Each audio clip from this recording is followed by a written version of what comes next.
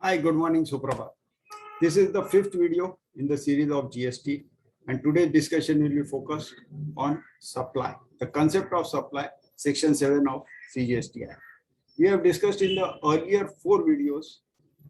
Firstly, it was an overview of CGST Act and the various sections, so also IGST Act.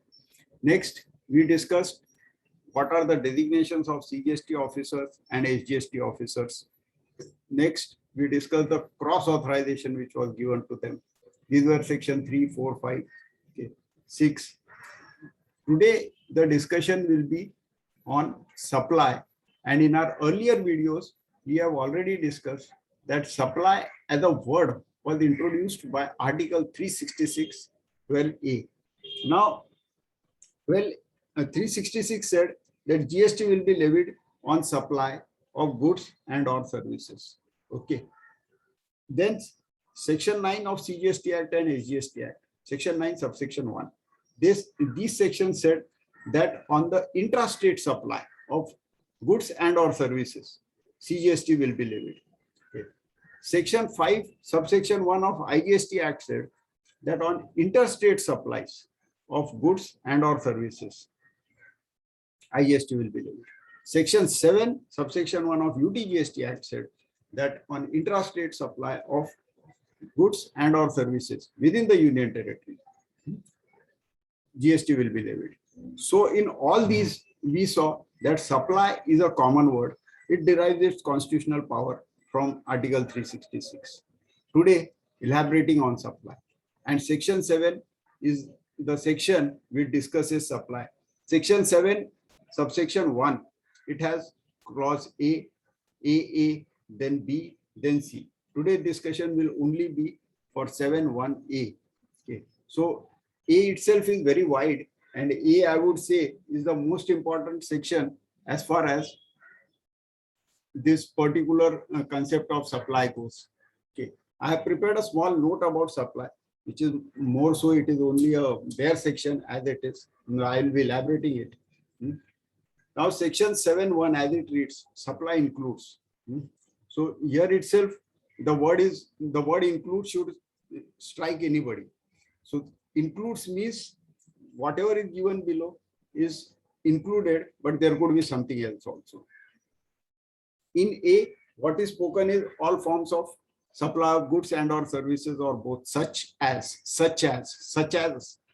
again means it is only an illustration. So there are 8 terms which are used, which are sale, transfer, barter, exchange, lease, license, rental, or disposal. Okay. So all these 8 terms, sale, transfer, barter, exchange, lease, license, okay, or disposal, rental is also used. Now these ideally should have been defined in CGST Act. Okay, very ideally. But in CGST Act or any of the acts, there is no definition of all these 8 words. Okay. But that does not give rise to any complexity. At least till now in the 4 years, there has been no complexity as or any legal dispute as regards what is sale. Okay. But these are not defined in CGST Act or IGST Act is a fact. Now this supply should be made or agreed to be made for a consideration. Now that is also important. First, supply is made means already the supply has happened. Okay, for a consideration. Now consider, the word used is consideration. It is not payment. Okay. So firstly, supply which is made or agreed to be made. It can be a futuristic supply, but it has to be for a consideration. So what is important is consideration as an element of supply, which itself gives an idea that something is quid pro quo. Okay. Only when there is some supply of goods, as an example, then there will be some payment which will flow, maybe after 60 days or 90 days. Okay. Only when a particular service is provided, there will be some consideration which will flow. Can the consideration be non-monetary? Yes, it can be non-monetary. Not necessarily only that there should be a payment made. Now, supply made or agreed to be made for a consideration by a person. Person as a concept is defined in section 2 subsection 2 clause 31 of Income Tax Act. Likewise, here also there is a definition in CGST Act. And here, the last part is most important. Supply should be made in the course of business or in the course of furtherance of business. Now, the word business is also defined in CGST Act. We'll be discussing each of this, each of the element, but here I am summarizing and highlighting that supply of goods or services made or agreed to be made for a consideration. So consideration is the most important element in section 7(1)(a). If there is no consideration, 7(1)(a) is not applicable. Please be very clear about it. Okay. There are certain supplies which are made without consideration, which we will be discussing later. Secondly, there should be a supply which should be made in the course of furtherance of business for 7(1)(a) to be applicable. Okay. Or it should be as a part of business only. Okay. Only those are covered in 7(1)(a). Okay. We will not be discussing the import of services. Then AA, which deals with club and the concept of mutuality, which has been introduced from Finance Act 2021. Okay. Then next, these all will be discussed in the subsequent videos. There is a Schedule 1 related section, subsection also that we will be discussing later. Okay. Now 7(1)(a), majority of these things we have already discussed. Okay. Basically coming to consideration, which is section 2, clause 31. The other aspects, there is no definition of these terms: sale, transfer, barter, exchange, lease, license, rental, disposal. That you should be very clear. Okay. Next, these are only illustrative. There could be anything more apart from this. Okay. Future supplies are also covered. Okay. So if there is a future supply, but the consideration is received earlier, then those concepts of time of supply, place of supply of service, those all become important. See, section 7 speaks about supply. When the supply is made, where the supply is made, that is covered under time as well as place. These are subsequently discussed in the forthcoming videos. Okay. Consideration, we will come now. What is 231, 2 clause 31? Section 2 is the definition clause of CGST Act. As I had stated earlier, wheresoever we will be coming across a particular term, there we will refer to section 2. We will not be starting with section 2 and discussing each and each definition.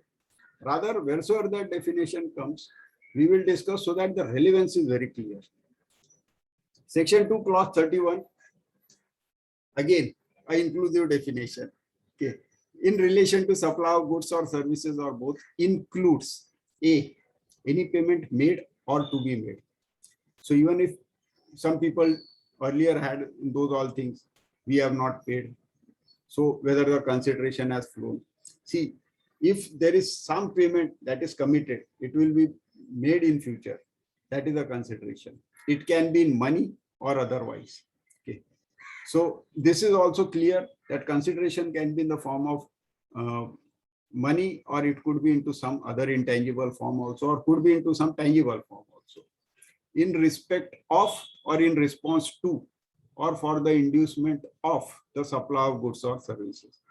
So when a person is supplying goods and or services, he certainly has certain reason to do so. He is induced to supply goods. He is motivated, if I can use simple words, to make this particular supply only because there is a consideration which will be flowing from the recipient. Okay. But it shall not include any subsidy given by central government or state government. Of course, subsidy cannot be considered as a supply because from the other side, there is nothing that is quid pro quo. Okay. Clause B of 231, the monetary value of any act of forbearance. First point we discussed, where the supply was made, payment was either made or it was agreed to be made. It could have been made in the form of money, or it could have been made in some other form. It could have been made by the recipient only, or it could have been made by a third person also. Okay, but it shall not include subsidy. Now comes another thing. Somebody who has only committed, who has only agreed that he will not act on something. Okay, Now there is an inducement. Okay. For example, a big competitor arrives and he says, and the existing one wants to save his business, and there are some couple of crore rupees which are paid. Now, in this particular aspect also, for this act of forbearance, for this particular act, there is some amount that is paid. That is also a consideration. Lastly, we come to deposit. Okay. The section speaks about proviso, and this proviso deals with deposit. Now, deposit itself is not a consideration. If it is a security deposit which is refundable, that is not a consideration. But this proviso mentions that when that deposit is appropriated towards a particular supply, at that moment it becomes a consideration, which is fair also, because deposit otherwise will be made and subsequently it will be adjusted towards some supply.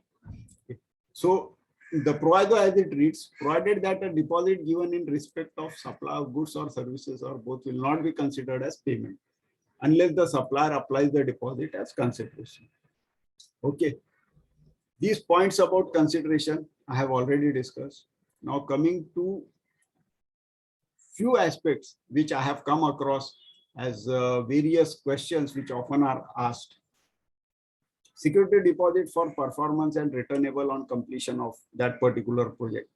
Is when this particular deposit a consideration? My view is it is not a consideration. However, if this deposit is deliberately a colorable device in which there is a huge interest which is paid, okay, if it is interest free, there is no question, it will never be a consideration. But deliberately a big amount of interest is paid, that interest is appropriated towards some supply of goods, then such a deposit will certainly attract attention, and all these interest payments can be considered as a consideration. And secondly, if the interest is so huge on the deposit, due to which the value is, assume it is steel which is being supplied and there is a massive deposit also which is given, but the deposit is given so much that the interest earned by the supplier is huge, and so he reduces the per ton rate of steel. So if that impact is also there, then that will also be evaluated and it can be considered as a deposit. But interest-free security deposits, which are returnable or adjustable in some form and returnable to the supplier, then that is certainly not a consideration. Next is amount received as advance. See, there is a difference between deposit and advance. Advance is given to a contractor. It is given as the word can be mobilization advance or any type of advance. But that advance is subsequently adjusted into his RA bills. So that advance, when it is given, there is a GST liability on the contractor because he is a supplier of service. Okay, and advance is a consideration which is flowing to him for future supplies. Okay. Advance given for supply of services is certainly a consideration. Next, amount received in settlement of dispute. Now, see, there are disputes, and in disputes, what has to be examined is what is the core, what is the reason of dispute. If the reason of dispute is something which does not qualify as supply, then such a settlement amount cannot be a consideration. But suppose the dispute itself is about supply of service or goods, or it is about short quantity, or it is about faulty service, or it is about some quality of service which is bad, and so finally there is a settlement, then in that case such a settlement amount, we will have to see the component which is applicable out of the settlement amount for supply of such services. But it is better that during such settlements such amounts are clearly mentioned. Otherwise, the entire amount of settlement can be considered as a consideration. Excess payment made. Now, this is rare, but this happens. Excess payment is made due to mistake. It can be by a flat buyer also. Okay. Now, if that amount is refunded immediately, honestly, then that is not a supply. If it is not refunded, but if it is retained, then certainly it is a consideration. Okay. Now it can be agreed, say assume a flat is of 1 crore, but somebody has paid slightly more. This is the basic value that I'm talking. I'm sorry.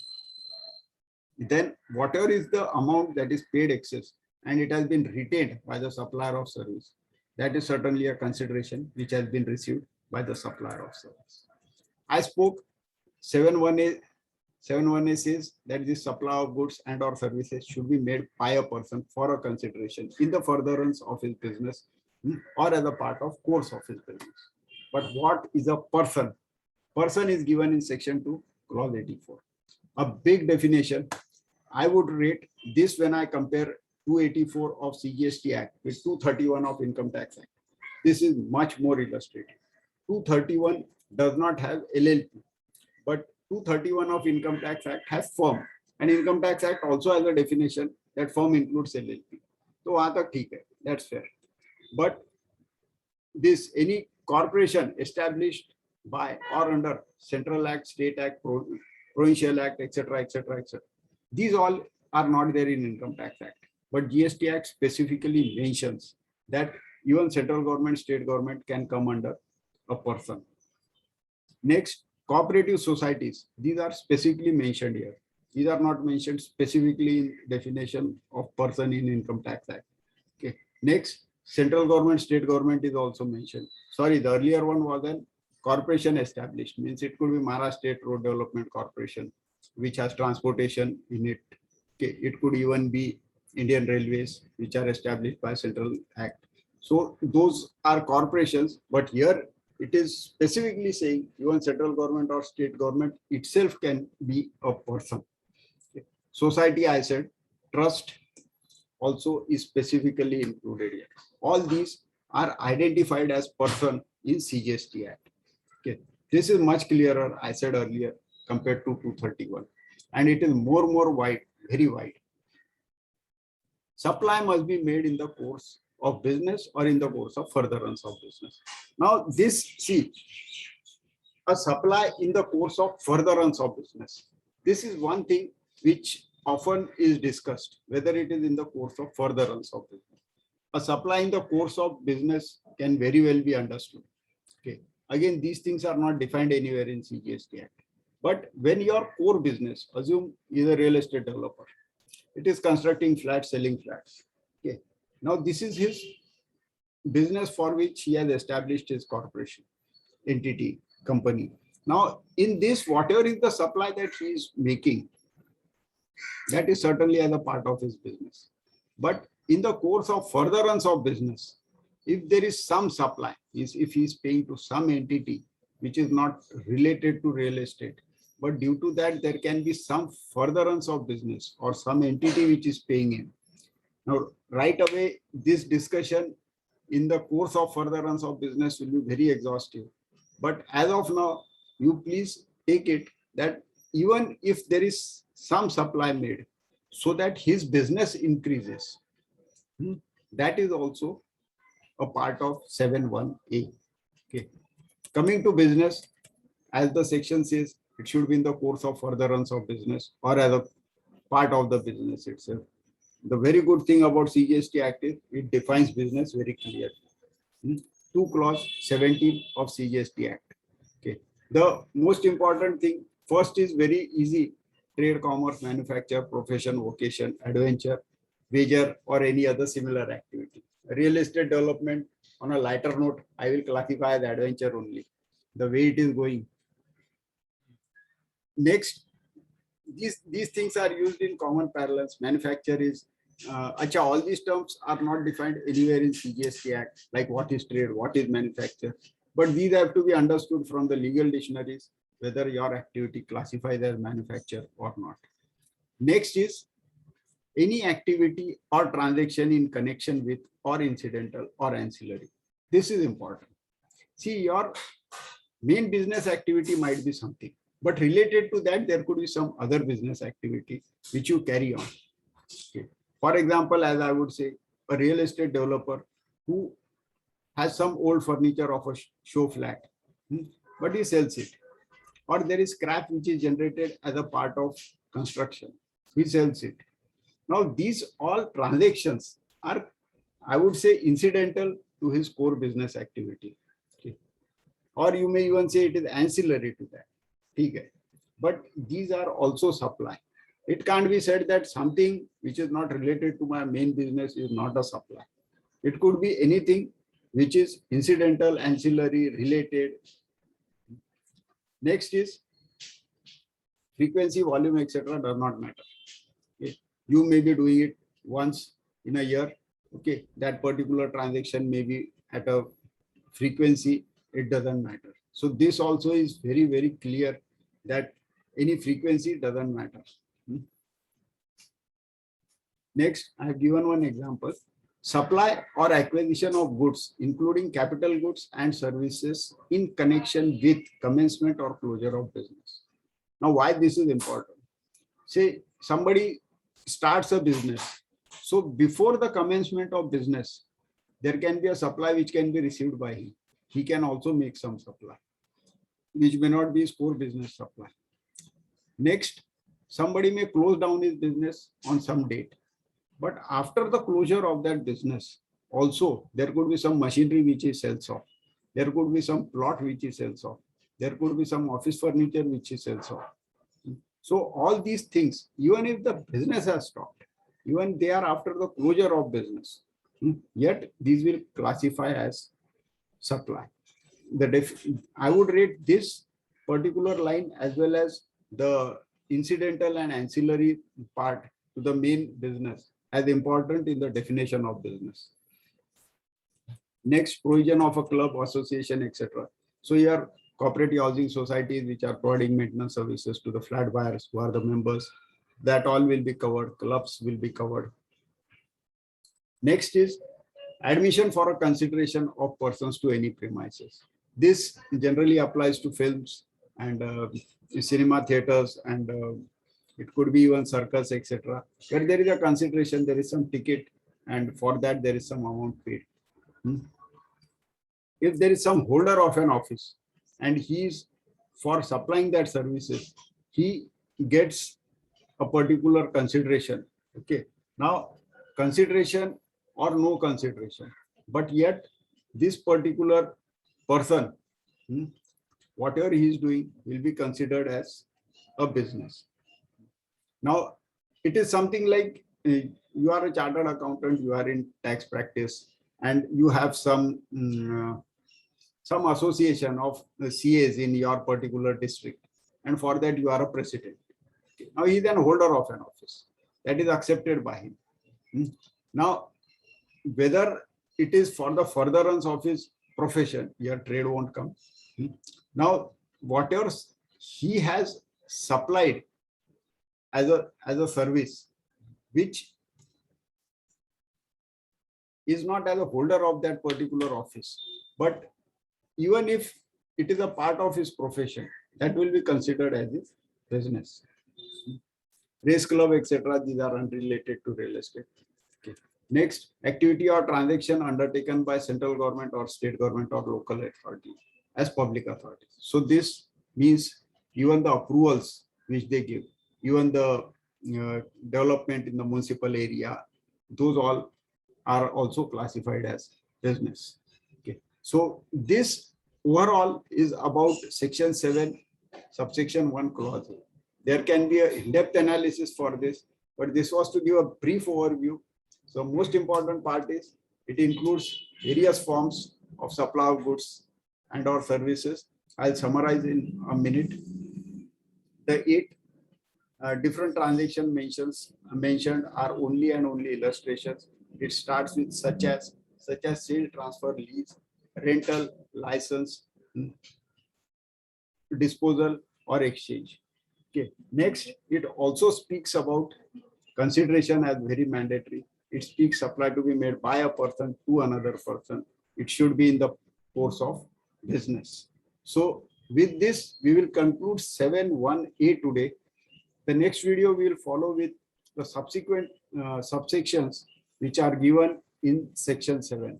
So one by one, we will complete section 7, and then we will go ahead with time, place, etc. Thank you very much. Please share your feedback. Please give me your suggestions also for anything else to be covered. Thank you very, very much. Bye.